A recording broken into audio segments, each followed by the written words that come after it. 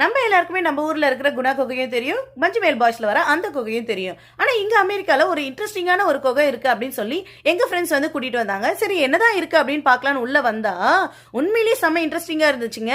இந்த குகை வந்து பாத்தீங்கன்னா 1942ல வந்து கண்டுபிடிச்சிருக்காங்க. இந்த குகையோட நீளம் வந்து 1.25 மைல்ஸ், அதே மாதிரி டெப்த் வந்து 235 ஃபீட். இங்க என்ன இன்ட்ரெஸ்டிங்கா இருக்கு அப்படின்னு வந்து பாத்தீங்கன்னா இந்த தண்ணி எல்லாம் ஒழுவி அது வந்து ஒரு லேயர் மாதிரி ஃபார்ம் ஆயிருக்கு. கிட்டத்தட்ட இந்த வால் வந்து பாத்தீங்கன்னா ஐஸ்கிரீம் மாதிரி வந்து வாலா கிரியேட் ஆயிருக்காமா.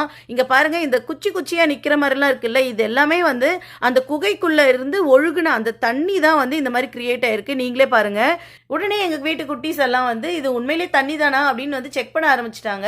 ஆனா ஆமாங்க, சொட்டு சொட்டா ஒழுகுற தண்ணி தான் இவ்வளோ பெரிய ஸ்ட்ரக்சரா வந்து மாறுதாமா. இதை தாண்டி இங்க இன்னொரு இன்ட்ரெஸ்டிங்கான விஷயம் என்னன்னா, இங்க பக்கத்துல ஒரு ஸ்ட்ரக்சர் ஃபார்ம் ஆயிருக்கு. இதே மாதிரி தான் இந்த ஸ்ட்ரக்சர் வந்து கிட்டத்தட்ட 30 டன்னா.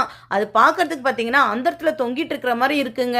இதெல்லாம் பார்த்துட்டே வரும்போது திடீர்னு நிலா மாதிரி இருந்தது. என்னடா இது அப்படின்னு பார்த்தா இது நிலா இல்லைங்க, இந்த குகைக்குள்ள இருந்து இருக்கிற ஒரே ஒரு ஹோலு. அது பார்க்க நிலா மாதிரி அழகா இருந்தது.